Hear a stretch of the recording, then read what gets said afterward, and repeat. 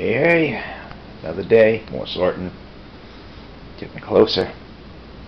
Just this one row in here, this cluster F of a box. I'll get the first part of sorting done.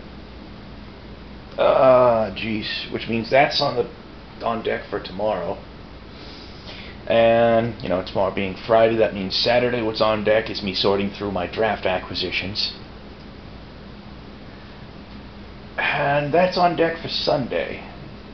Definitely not sorting the whole thing Sunday afternoon. I'm going over to my sister's place for Easter thing. Yes, the Easter thing. I don't know. My family's not particularly religious. There are some holidays that we kind of, sort of, quasi-celebrate. We never really celebrated Christmas when I was growing up. We celebrated Santa Claus Day. For us, Easter was Easter Bunny Day. Had nothing to do with Jesus or anything like that. But it is what it is. So sorting through stuff, came across all sorts of craziness. Came across a grand total of 1 card from Ice Age, of all things, a Shield Bearer. Coulson a white for a 0-3 guy with banding. Oh, banding, that was a fuster cluck of an ability. Tournament level players used to have banding explained to them when it cropped up. Because it was such an obscure ability, nobody really used it at tournament level. Weird. But, oh well. We have an Angelic Blessing. This actually, amazingly enough, is one of the few Portal cards that I would actually trade for when I saw it back in the day. Simply on account of the fact, number one, it's an interesting effect, and it hadn't been printed in a regular set yet. And it's also a cool illustration. Take from that what you will. Like one obscure antiquities card. Artifact Ward, white, enchant creature. Target creature can't be blocked by artifact creatures. Any damage taken from an artifact source reduced to 0. Target creature is unaffected by any artifact effects that target it. Basically, it gives the creature protection from artifacts. I think the reason why they did it up that way is because at the time the rules didn't support protection from anything other than a color.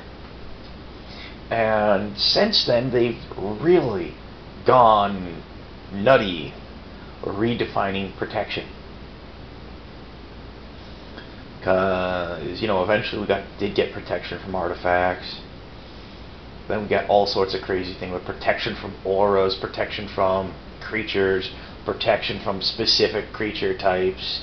I believe the first one, was Shoreline Raider, I think it was called. It's a card from Invasion Block. It's a blue guy. He had protection from Kavu.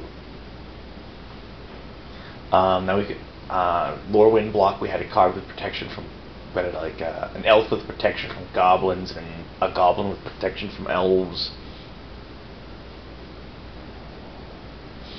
We've got cards with protection from all colors. We've got cards with protection from everything. We got all sorts of craziness out there. All sorts of craziness. I'm not saying that's a bad thing. You know what? Also, talk about illustrations. Now, Suntail Hawk, it's an okay card. It's a single white mana for a 1/1 flyer. It's a bird. Blah blah blah blah blah. It's okay. I mean, it's a reasonably solid common. It got reprinted in some base sets and kept this illustration, I might add. The problem I have with the Suntail Hawk illustration, you can't really see it here, but he's got 4 legs. Birds ain't got 4 legs. Birds are not hexapeds. The only normally occurring hexapeds on Earth are like insects. But oh well. Honestly, I would love to see that exact same illustration put on a card, maybe even with the same power, toughness, and casting cost, and just call it Griffin Hatchling.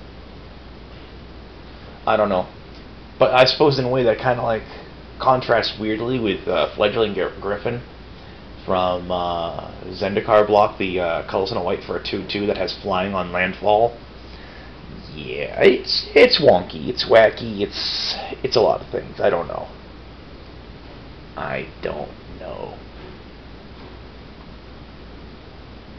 Speaking of Zendikar block, I don't have any sitting right here because this is all older stuff, but one of the things about Zendikar block is that, I'm trying to remember what it was called, I want to say it was Iona's Judgment or something like that. It was 4 colors and a white sorcery, exile target enchantment or creature. That was actually a good removal card in draft.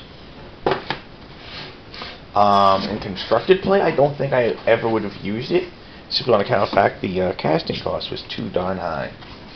I'll say damn anyway. I don't know. I've been known to actually sometimes go out of my way to use less offensive terms for actually extra infamous. I mean, I've been known every now and again to actually say holy doggy love making instead of, you know, the F-bomb. Not because I have any discomfort using the F-bomb, I'll say it all the time. Some people have noted that I swear an awful lot. I don't know. If I had an answer for that, I'd give it.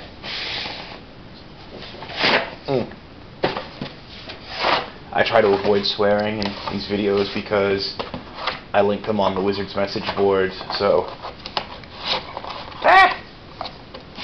So, yeah, because of that I don't like swearing, because it's against the code of conduct, and I'd rather not get in trouble. It's kind of fun. I used to be on the BattleTech message boards, and they had a... I don't know, they had a haphazard way of enforcing the rules. I've seen moderators and staff violate the profanity rules on numerous occasions, but that's okay because, you know, whatever. I mean, no, moderators and staff shouldn't provide an example for the community at all. It's like, really, guys? Come on. It's like you're in charge. You're some of the people in charge of this crap, and you sit there and just ignore it. Really? Come on.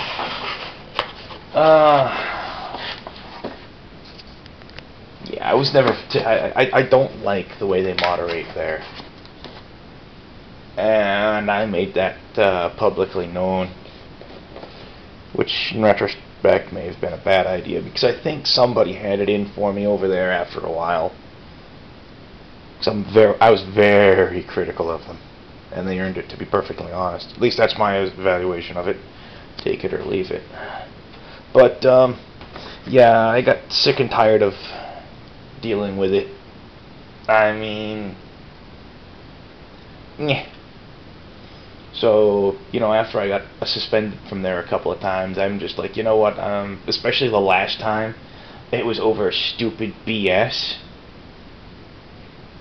I mean, just stupid BS. And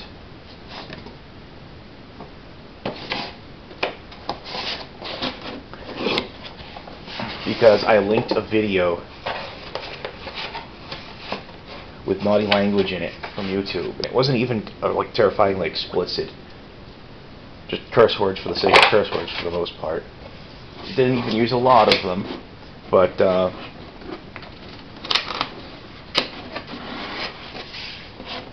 and I even put a warning up. Hey, there's some naughty language there, so, you know, heads up. And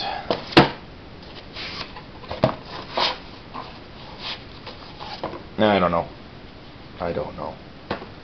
So, I mean, but I still love the game, and I'm not going to say that the company that publishes it right now, Catalyst Game Labs, I'm not going to say they're, you know, they put out bad products, because they don't. Their product's pretty good. I mean, just because I disagree with the way their message boards are managed doesn't mean I have anything personal against the company. Nor do I have anything against the franchise. I mean, I've been playing BattleTech a lot of years. I'm not going to give up on it just because I don't like how their message boards are run, you know what I'm saying? Yeah. You know, right now I'm just putting this stuff away. You guys don't really need to see that. Or if you need me hear me babble about this other stuff. So, I'll call this done. I'll catch you guys later.